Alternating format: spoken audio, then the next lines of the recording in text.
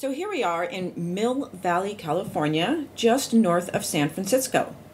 We are driving along Lovell Avenue, and as you can see, there's lots of beautiful green areas. And in fact, there are some areas that are mixed oak, and then there are other areas along this avenue that are old growth redwoods.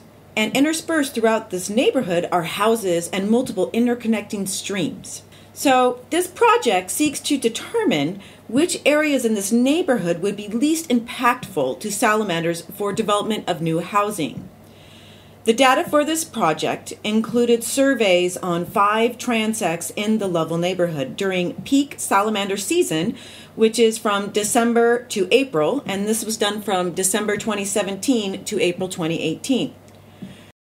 There are 2 transects that were actually done on Lovell Avenue, while there were 3 transects that were of differing levels of disturbance on trails in the neighborhood.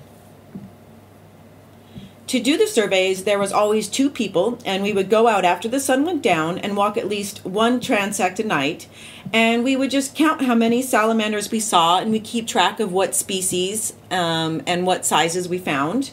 We did not disturb anything to find them. We just counted salamanders that were visibly out and about.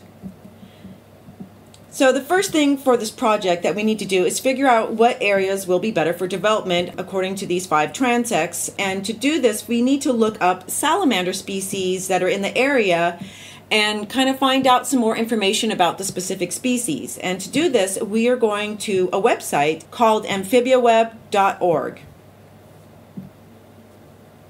Here we are looking to answer the following questions about the 4 species that are found in the Lovell neighborhood. Which salamander has the largest range? Which salamander has the smallest range? Which salamanders are endemic to California?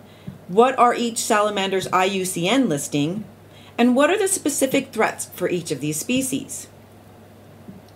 So here's a shot of the AmphibiaWeb homepage, and we are just going to go over to the search button and press it. And this is going to take us to another page where we will enter the name of each of the salamanders that we're looking up. For this example, I will use the Encentina salamander. Now that we are on the salamander page, you can see where the IUCN listing is, and there is general information on the salamander below on the page, and there's also a distribution map in the upper right corner. Now, if we hit this distribution map, we get to the range map of each particular salamander. And for this species, we can see that it has a very large range all along the west coast of the United States. You're going to do this for each of the other 3 salamanders on your own, but I have put together a little bit of information and videos about each of the salamanders so you can get an idea about each of the different species. I started with Encentina as we had already looked it up. So fall is a very exciting time for a lot of salamanders because it's the time when eggs hatch. And I have here a little baby salamander. This is an Encentina salamander. And it's actually not a hatchling. This one's probably hatched out a little while ago. The hatchlings tend to be very dark. Maybe we can find one. But they're very cute little guys, but you have to watch your steps so you don't step on them. So sometimes Encentina are literally all over the path, and they are not very shy around people. This is just an adorable baby Encentina, and they're these very dark little creatures when they come out, so they camouflage really well. This is what a pregnant Encentina looks like, and at certain times of the year, you can come across many of these in one night. Now we are going to look at the arboreal salamander.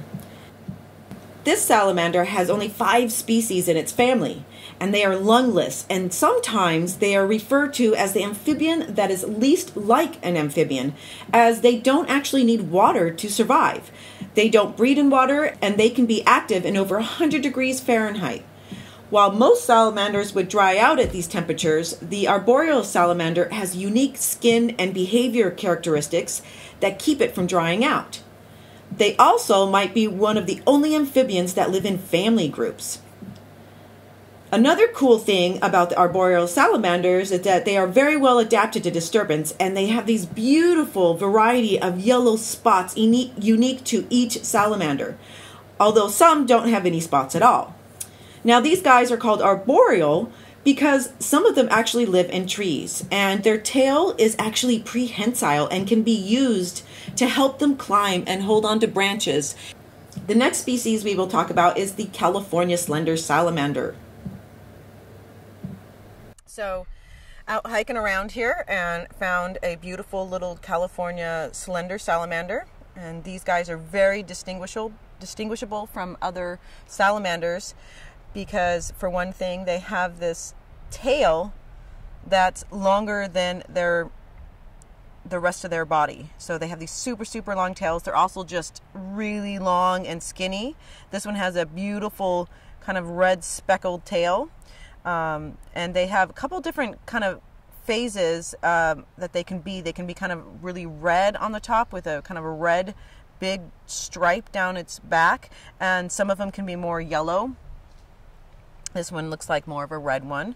And they are really cool because I don't know if you can see their tiny little legs. I mean, they look like worms. A lot of people think these are worms when they find them in their garden. They're very common in people's backyards and things like that. And one of the reasons why is because they're so long and slender and they're so worm-like that they can actually travel and live in worm burrows, which is why we find them in our gardens sometimes a lot. They do pop their tails off if you grab them by their tails, and I actually found one that has popped its tail off and is regenerating it, and I grabbed that one for you to see. Okay. So here is another one. It's a little smaller, and so you can see that its tail is kind of short and stubby. Well, it's in the process of regenerating its tail because at some point a predator tried to get it and it popped its tail off and to escape the predator, and it's really costly for them to regrow their tail. In fact, if it's a female that pops its tail off and loses its tail, it cannot reproduce that year because it takes so much energy for it to regrow the tail that it has to forego laying eggs that year. Now we move on to one of my very favorite species, the California giant salamander. All right, I'm very excited because I have found one of my favorite creatures in the whole world. Under this log is a beautiful salamander. So let's take a look.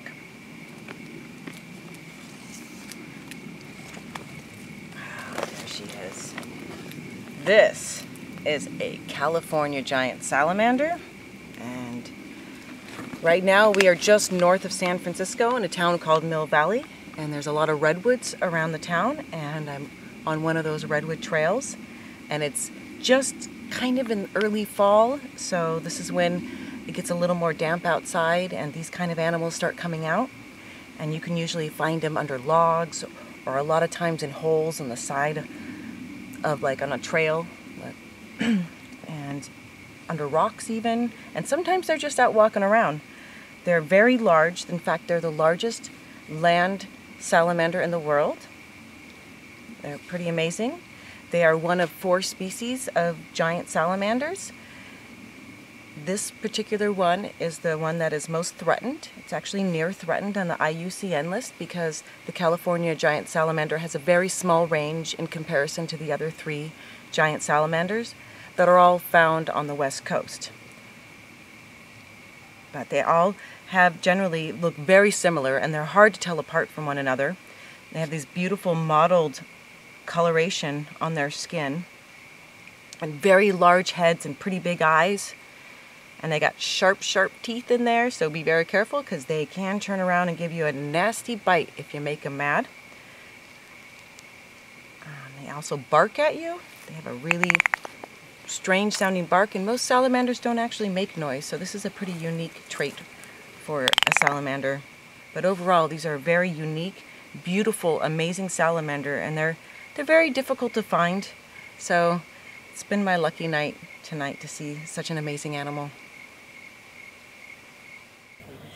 These are the only salamanders in the area that breed in water, so keeping streams is really important for maintaining their population stability. Okay, so we have an Encentina adult, a Batrachoseps, an Encentina baby, and this is a giant California giant salamander. So now that you know about some of these salamanders, you will have access to an Excel file that lists the data that I collected from the surveys. And your job is to look at which of the transects would be best for development given all of the information about each of these salamanders.